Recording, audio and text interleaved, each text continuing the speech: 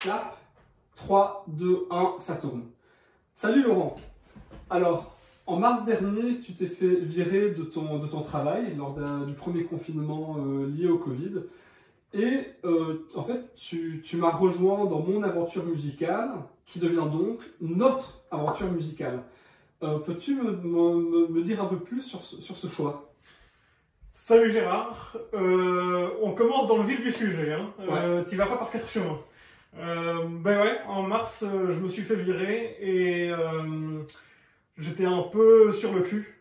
Honnêtement, c'était le moment du Covid, c'était un peu la merde où je me suis dit bon, mais c'est pas le bon moment pour essayer de trouver un nouveau boulot. Et bon, comme tu dis, en fait, ça faisait plusieurs années qu'on bossait ensemble et que moi je t'aidais un petit peu par-ci, par-là, quand j'avais des week-ends de livres ou des soirées libres, parce que voilà, toi, tu as plutôt le côté artiste et moi j'ai un background qui est plutôt business et tout. Et donc voilà, j'ai eu le truc, j'ai eu l'appel, on m'a dit ok Laurent, le business va plus, on veut plus de toi. Et je me suis dit, bon, autant me lancer, quoi. Ça faisait des années que j'étais en train de me demander, j'ai pas envie d'avoir mon propre projet. Et au final, bosser avec mon frère, il y a quoi de mieux, quoi. Ouais, je confirme. Ben, justement, prenons sur ces choses que tu as fait pendant ces quelques premières années. À l'époque où je jouais dans la rue, tu as été chauffeur de foule et parfois tu m'achetais des CD, tu faisais semblant de m'acheter des CD pour lancer le public, tu étais le premier à applaudir. Il n'y a pas beaucoup de gens qui ont ce type d'expérience. Tu peux m'en dire un peu plus sur cette expérience un peu spécifique? C'était assez atypique, non? Ouais, et d'ailleurs, je pensais pas qu'on allait le dire ça, parce que ouais, c'est un truc un peu secret, mais parce que voilà, un chauffeur de foule, la foule est pas censée savoir qu'il y a un chauffeur de foule. Bah maintenant elle sait, il y a des chauffeurs de foule au théâtre, ne Oui, le cassons c'est pas, clair, dans les c'est spectacles de rue, tu as été chauffeur de J'ai foule. été chauffeur de foule, mais ouais, alors en fait, toi, pendant des années, t'as fait de la musique de rue, parce que le handpan, au départ, c'est pas connu du tout, et t'as débuté, voilà, petit à petit, avec des spectacles de rue et tout. Et moi, je t'accompagnais de temps en temps, et puis on s'est dit, en fait, on s'est rendu compte à un moment que dès que tu as une personne, tu peux avoir un groupe de 10-15 personnes qui te regardent, mais il faut qu'il y ait ce premier truc. Il faut qu'il y ait ce premier truc avec une personne qui achète un CD, une personne qui vient de parler. Et que s'il n'y a pas cet effet de foule, s'il n'y a pas cet effet où il y a une première personne qui va engager un petit peu la marche, alors il y avait ce repli un petit peu des gens. Et donc, voilà, après toi, tu as fait pas mal de spectacles de rue, tu t'es rendu compte de ça et tu t'es dit, ok, on va essayer d'un truc où toi, quand tu viens me voir, soit le premier à acheter un CD, soit le premier à me parler, soit le premier à me mettre une pièce. Et donc ouais, on a testé ça. Et ouais, donc j'ai été chauffeur de foule. Et franchement, je pense que ça a bien marché. On a eu... en spectacle de rue, on a eu des journées où on était, je pense, à du 600 €, un truc comme ça. On avait près de, parfois 20, 50, 100 personnes devant nous, des files de personnes qui posaient des questions. Il fallait justement gérer le côté artistique, jouer les morceaux, expliquer ce que c'est que le handpan, la question qui revenait encore et toujours, mais il fallait aussi... Les gens voulaient des CD, voulaient parfois des signatures, poser des questions, où est-ce que j'en achète un, d'où est-ce que ça... Il fallait gérer tout en même temps, et c'est vrai que tu m'as aidé avec ça. Ouais. Et comme tu dis, en fait, on avait un petit peu... Enfin, moi, j'avais deux casquettes quand je le faisais. On avait la casquette où j'étais le chauffeur de foule et où je te connaissais pas, j'étais la première personne à acheter un CD pour essayer de lancer un peu un effet de groupe qui fonctionnait bien. Et l'autre casquette que j'avais, c'était... Je me mettais plutôt à côté de toi, tu me présentais comme étant ton frère et ton manager et que les gens pouvaient venir me voir pour avoir des informations, pour acheter un CD, etc. J'ai fait les deux trucs et au final, quand j'y repense, je dirais que ce qui a le mieux marché, c'était plutôt le chauffeur de foule. C'était plutôt le fait que les gens ont tendance à vouloir parler avec l'artiste. Ils ont tendance à vouloir parler avec le compositeur, avec la personne qui est en train, qui est en train de montrer ce qu'elle fait devant les gens. Et donc, Et donc voilà, de l'expérience de spectacle de rue qu'aujourd'hui on fait plus, parce que voilà, on a pu changer vers des nouvelles choses, mais de mon expérience de spectacle de rue, je dirais que c'était le chauffeur de foule qui au final avait le meilleur résultat. D'ailleurs, quand on y pense, en fait, le chauffeur de foule, ben, on est tous les deux, on a été chacun à l'université. À la fin d'un cours, le professeur va demander « Est-ce qu'il y a des questions ?» Puis après, il y a silence radio pendant 30 secondes, 1 minute, 2 minutes. Et puis enfin, il y a un premier étudiant qui lève la main, qui pose sa question, et après d'autres suivent. Donc en fait, c'est pas que dans les spectacles de rue, c'est dans tous les domaines de la vie. Il faut une première personne qui se lance, qui donne le courage aux autres de se lancer aussi. Je sais pas si tu as vu cette vidéo sur YouTube, mais je pourrais mettre le lien tout à l'heure. Une vidéo d'un gars complètement déjanté qui était à un festival de musique et il était genre tout seul dans un parc. Il était en train de danser mais de manière complètement déjantée et t'avais je sais pas moi une cinquantaine de personnes qui étaient autour dans le parc et lui il était tout seul dans sa bulle en train de danser. Et ce qui s'est passé, c'est qu'il y a eu un gars qui est venu le rejoindre.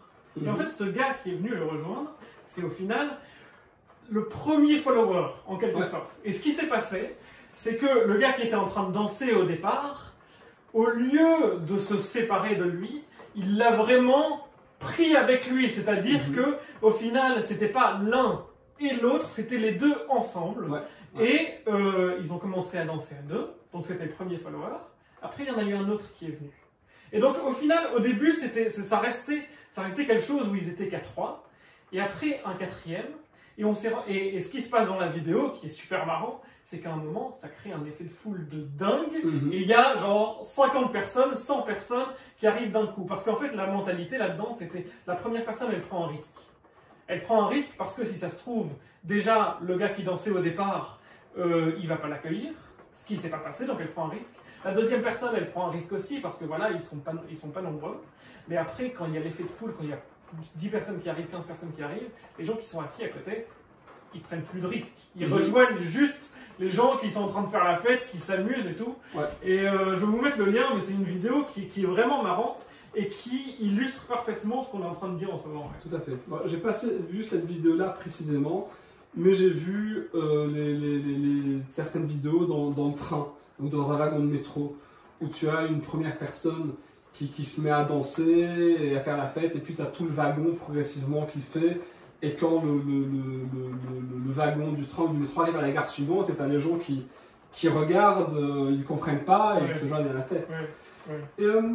Mais donc j'aurais voulu savoir justement, parce que c'est quand même un choix courageux, je trouve, de rejoindre mon aventure, qui devient donc notre aventure musicale et artistique, parce que tu as quand même un parcours universitaire et un parcours dans le monde du travail classique, et tu te lances. Mais tu peux me dire un peu plus sur ton parcours, justement, ton parcours avant? Ouais. Mais comme tu dis, enfin voilà, tous les deux étaient à l'université. Moi, j'ai eu un parcours assez long à l'UNIF, je dois dire. J'ai commencé dans l'ICHEC, c'était une autre école commerciale à Bruxelles. J'ai fait 3 ans là-bas pour me rendre compte que c'était pas vraiment mon truc, voilà, c'était pas un milieu très international. Moi, j'avais besoin de quelque chose où je sais pas, on parle plusieurs langues. Et donc voilà, au final, j'ai quitté cette première UNIF-là. Je suis allé à la KUL, c'est l'Université catholique de Louvain, et donc j'ai fait un bachelier en Business Administration là-bas, puis mon master. Là, je me suis beaucoup mieux senti. Aussi parce que c'est à cet endroit-là que j'ai fait des échanges universitaires où voilà, je suis parti en Corée du Sud pendant 1 an aussi pour étudier un peu les pratiques commerciales là-bas. En parallèle, à l'UNIF, à côté de mes cours et tout, j'ai essayé d'être assez entrepreneurial. Enfin voilà, j'ai essayé de rejoindre un peu des associations d'étudiants. Et on a lancé notre start-up. Enfin voilà, pas mal de trucs comme ça. Et donc j'avais j'avais un peu ce sentiment et j'avais cette envie d'être avec des gens d'un peu partout dans le monde et de lancer mes propres idées, de pas devoir forcément seulement bosser pour quelqu'un, mais voilà, d'avoir un projet à moi. Et en fait, voilà, en sortant de l'UNIF, j'ai pas lancé mon projet directement. J'avais une autre passion qui était le chocolat. Et j'ai fait un stage chez Cornet Port Royal, qui est une boîte de chocolat en Belgique. Et qui s'est super bien passé, que j'ai absolument adoré. Un des trucs que je faisais quand j'étais là-bas, c'était que, en gros, il y avait des tastings, c'est-à-dire que le chocolatier, avant de lancer une nouvelle gamme de chocolat ou lancer une nouvelle praline ou un truc comme ça, il allait faire une dégustation de genre 3 ou 4 versions différentes d'un chocolat qu'il avait fait. Et donc, en gros, il y avait une petite annonce qui était mise au sein de l'entreprise. Et on pouvait mettre son nom. Et en gros, on arrivait dans une salle où on avait genre 4 chocolats qui étaient mis les uns à côté des autres, avec un morceau de papier, et il fallait donner son avis, voilà, sur le croustillant, le fondant, enfin voilà, tu t'imagines un peu le truc. Ouais. Mais c'était vraiment, vraiment top. Comme expérience et au final j'ai bossé dans le chocolat avec eux et avec une société plus connue, une Neos, pendant 1 an, quelque chose comme ça, et je me suis fait virer de ce job aussi. Je me souviens d'ailleurs, le 5 février, le jour de l'anniversaire de papa. Exactement. Donc on t'attendait pour le repas d'anniversaire et qui était des crêpes par ailleurs. Si tu le dis, je ne me souviens pas. Mais tu arrives un peu la boule au ventre, nous on t'attendait pour festoyer. Et donc voilà, une fameuse journée. Une fameuse journée, ouais. Je dois dire que c'était c'était dur comme journée parce que j'adorais ce job, j'adorais cette boîte. Et bon, la situation c'était en 2018. La situation pour Neos à l'époque n'était pas extrêmement bonne. Les ventes n'étaient pas excellentes. Et voilà, c'était une petite vague à ce moment-là de licenciements. Pas une vague de Covid.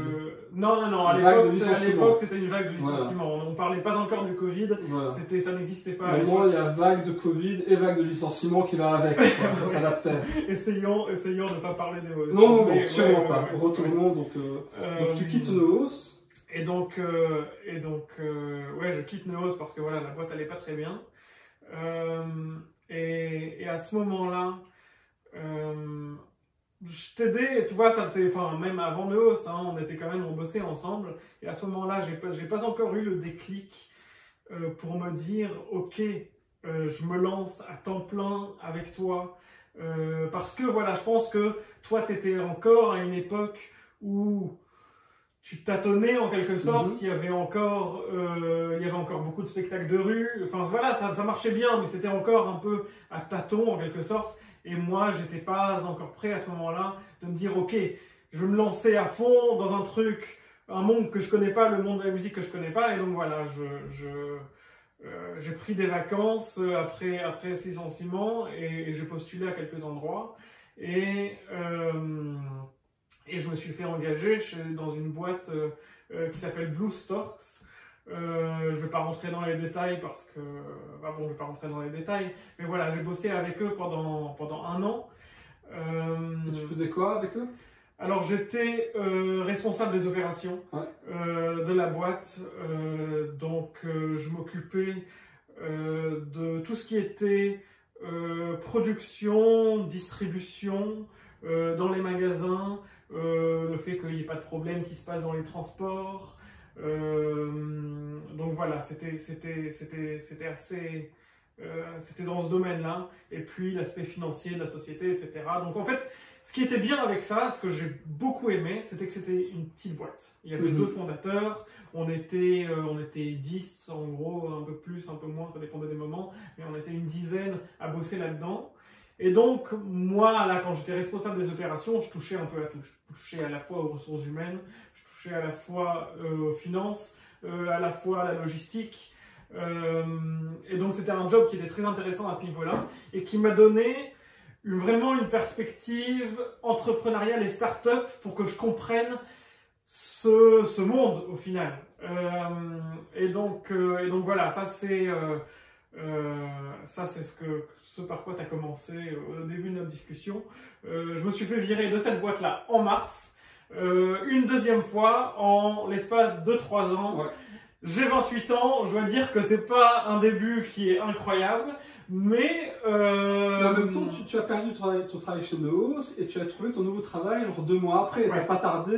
Je sais que malheureusement, parfois ça peut prendre du temps Ouais. pour trouver du travail d'un boulot à l'autre. Toi, t'as pas traîné. Neos est parti. 2 mois après, tu avais un nouveau chouette travail. Hein. Y a pas eu, Ouais. Et d'ailleurs, après ce chouette travail c'est terminé, t'as pas traîné non plus. Ouais. Une semaine après. Une semaine après, Tu on avais débutait qu'est-ce que je dis, ensemble. le lendemain en fait, le jour même. Ouais. Enfin, voilà, tu embrayes assez bien d'un. Mais le truc, c'est que je voyais... Enfin, déjà j'avais cette chose qui, moi, me faisait... me permettait de continuer, en fait. C'était que tant chez Neos que chez BlueStorks, il y avait vraiment des circonstances. C'est-à-dire que chez Neos, il y avait une grosse baisse de chiffre d'affaires de la société pour pas mal de raisons. Et donc, ils ont dû réduire leur personnel. Chez BlueStorks, c'était une question, c'était avec le Covid, et on travaillait beaucoup dans tout ce qui était compagnie aérienne, aéroport, etc. Ce qui fait que quand le Covid est arrivé, le chiffre d'affaires il a été baissé par 80% en gros. Donc ils ont dû réduire vraiment au minimum leur équipe. Et donc au final, voilà, j'avais ce truc où c'était très circonstanciel. Ce qui fait que c'était pas par rapport à mon apport à la boîte, c'était par rapport à des circonstances qui étaient tristes et voilà, qui arrivaient.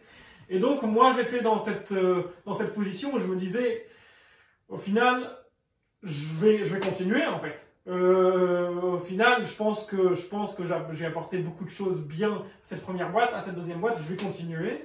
Et nous, voilà, ça faisait des années qu'on bossait ensemble. Mais justement, tu dis qu'on bossait ensemble, donc tu as été chauffeur de foule. Ouais, mais tu peux me dire qu'est-ce que tu as fait d'autre comme tâche, parce que tu as fait ça, mais il y a beaucoup de choses, justement, tu as dit, moi je suis sous l'expert. Enfin, pendant des années, j'ai tout géré. J'ai tout géré de A à Z, l'enseignement, les concerts, la compo, rédiger les newsletters, gérer les réseaux sociaux. Ouais. D'ailleurs, juste avant le Covid, juste avant le premier confinement, j'étais assez proche je dirais pas d'un burn-out, mais j'ai oublié 4 élèves devant chez moi en une semaine. Début 2020. D'ailleurs, peut-être vous reconnaîtrez, je m'excuse encore si je vous ai oublié devant chez moi, mais je travaillais trop. Mais justement, pendant ces quelques premières années, quel genre comment tu m'as aidé? Ouais, c'était avec pas mal de choses, mais c'était, comme tu dis, t'écrivais tes newsletters. À un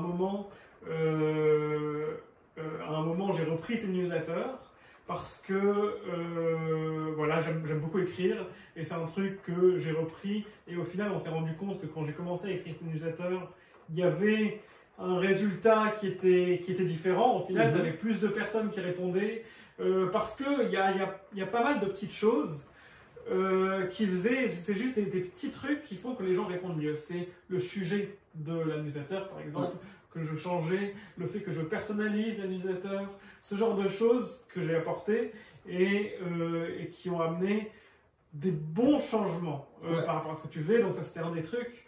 Ou sinon, j'avais travaillé sur ton site web, sur le site web de Borderless Project, qui est un de tes groupes.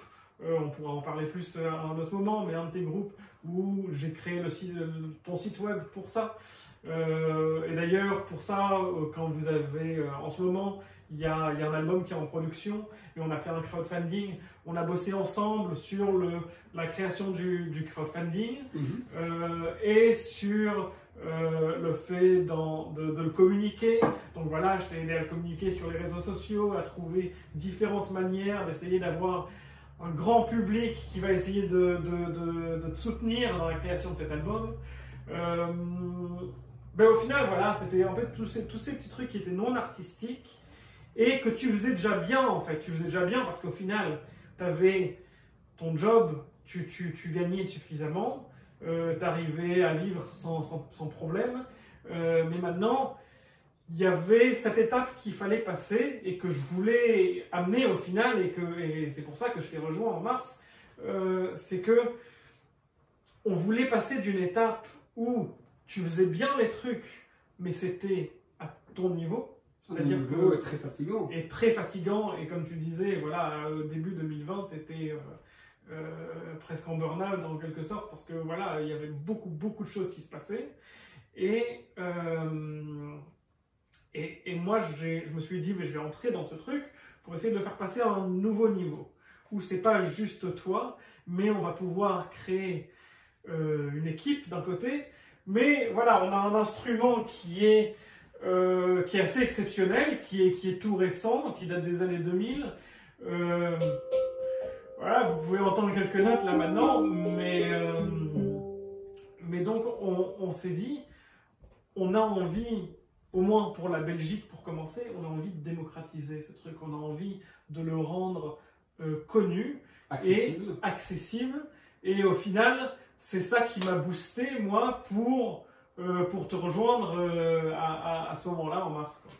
Et justement, c'était un moment assez stratégique. En fait, donc en mars 2020, j'ai perdu 70%, plus 80-90% de mon travail, la quasi-totalité avec le Covid. Donc les choses se sont drastiquement calmées. Mais ça a permis de sortir du tiroir un gros projet, je dirais même le projet d'une vie, peut-être pas à ce point-là, mais un gros bazar, qu'on avait dans le tiroir depuis près de 2 ans, qui était dans le fond de notre tête, mais comme chacun travaillait beaucoup, on n'avait pas vraiment l'occasion de s'y mettre. Et maintenant, on est en plein dedans. Sans trop dire, pour pas spoiler les surprises et ce qui arrive, peux-tu nous dire un peu plus sur ce gros projet qu'on est en train de mettre en place? Ouais.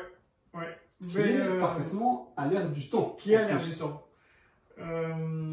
Peut-être pour débuter par rapport à ça, toi, t'enseignes le handpan depuis pas mal d'années. T'as, je sais pas, une vingtaine d'élèves, un truc comme ça, et puis sur les années, je pense que t'en as eu facilement une 30-40 personnes, voilà, qui sont passées par toi pour apprendre le handpan, etc. Et donc tu avais une grosse expérience pédagogique au niveau des cours que tu donnais en one-to-one ou pour des groupes. Et donc, ce qui s'est passé avec le Covid, c'est que voilà, on est dans la situation où faut savoir s'adapter au fait que des trucs en présentiel, ça devient de plus en plus compliqué. Temporairement. Ça devient temporairement de plus en plus compliqué. Donc on avait ça d'un côté, et puis d'un autre côté, on était tous les deux un petit peu dans ce milieu entrepreneurial où on regardait des trucs de développement personnel et tout, et on voyait qu'il y avait un truc qui devenait, qui depuis plusieurs années, tu avais beaucoup de gens qui en parlent, c'était le fait d'obtenir une certaine indépendance financière grâce à un produit concret qui peut ensuite être diffusé, vendu à tout le monde. La formation en ligne, quoi. En web. Et donc ça a été exactement la formation en ligne. On s'est dit, le handpan, c'est un instrument qui est vraiment incroyable et qui procure beaucoup d'émotions, beaucoup de bien-être aux gens qui le découvrent. Et qui joue depuis 10 ans. Qui découvre et qui joue depuis 10 ans, l'un comme l'autre. Et donc on s'est dit, mais pourquoi est-ce qu'on ne va pas essayer de créer notre propre formation en ligne? Parce qu'au final, voilà, toi, tu as donné des cours pendant des années, tu connais la pédagogie, tu sais comment avancer avec tes élèves, tu sais comment créer une structure qui va faire qu'ils vont pouvoir vraiment se faire plaisir assez rapidement. Et donc, on s'est dit, on va mettre ça sur vidéo. Ouais. On va mettre ça sur vidéo. Et c'est en cours. c'est en cours. On a filmé la première méthode qui en ce moment est en post-prod. Ouais. D'ailleurs, ce setting que vous voyez ici correspond plus ou moins à ce que vous verrez dans la formation. Et donc, on a eu ce truc où on s'est dit, il y a une crise, mais comment est-ce qu'on peut changer cette crise en opportunité? Et c'est ce qu'on a essayé de faire, c'est ce qu'on est en train de faire. Et ça se passe pas mal. Ça se passe pas mal, et justement, changer une crise en opportunité, je crois que ce sera le sujet d'un prochain épisode d'ailleurs. C'est tout un sujet, surtout en ce moment, en pleine crise, comment, alors qu'il y a tant de mal-être, de faillites, de problèmes sociaux, financiers, enfin, il y a tout un ensemble de problèmes aujourd'hui. Comment changer ça en opportunité? Qu'est-ce qui peut être fait? Justement, c'est dans les moments de crise, que ce soit une crise personnelle, une crise familiale, une crise au niveau de la santé, une crise de vie, crise de la trentaine, de la quarantaine, de la cinquantaine, qu'on fait les meilleurs choix pour se recycler, pour un peu comme l'expression du phénix, le phénix qui renaît de ses cendres. On est au plus bas, et c'est quand on est au plus bas qu'on peut, et autant le faire peut-être avant d'être au plus bas, remonter la courbe. Ouais, je suis tout à fait d'accord. Mais c'est ça, c'est un moment de transition, et je pense que le Covid, c'est un moment de transition pour beaucoup de gens.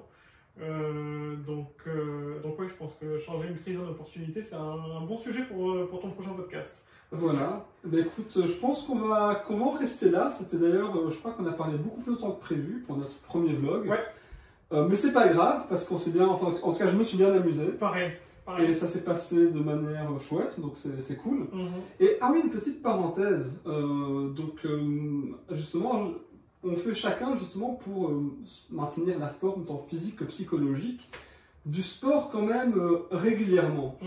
Et c'est vrai que c'est quand même assez, je pense, pas indispensable, mais pour nous en tout cas, c'est partie de notre bien-être, tant physique que psychologique, en cette période où il y a moins de mouvement. Donc, Laurent, toi tu fais du sport autour de 7h, 7h30 du côté de Tour et Taxi à Bruxelles, c'est ça? Exactement. J'habite dans la Grande Tour, pour ceux qui connaissent à Bruxelles, la Grande Tour à côté de Tour et Taxi. Et je cherchais un groupe de gens, pas trop, hein, on va rester Covid-friendly, ouais. mais 2, 3, 4 personnes pour courir le matin vers 7h30, 8h, un truc comme ça, dans le parc de Tour et Taxi. Donc, ouais, pour ceux qui vont voir cette vidéo et qui ont tenu jusqu'au bout, si jamais vous êtes chaud, 7h30, 8h, Tour et Taxi. Nos coordonnées seront dans les quelques lignes qu'on va écrire. Ouais. Et moi, même chose, mais moi je suis un peu plus matinal, donc c'est plutôt 7h, 7h30. Et c'est du côté du bois de la Cambre à Uccle. Donc si vous voulez vous remettre au sport et avoir une activité sociale, Covid-friendly bien sûr, les coordonnées sont là, n'hésitez pas à nous lancer, on sera super content de faire du sport, de se faire du bien dans le nord de Bruxelles, vers Tour et Taxi, ou au bois de la Cambre à Uccle. Ok, voilà. Ben écoute, c'était un plaisir franchement. Ouais, tout à fait. Peut-être un prochain podcast. Allez, salut. À la prochaine.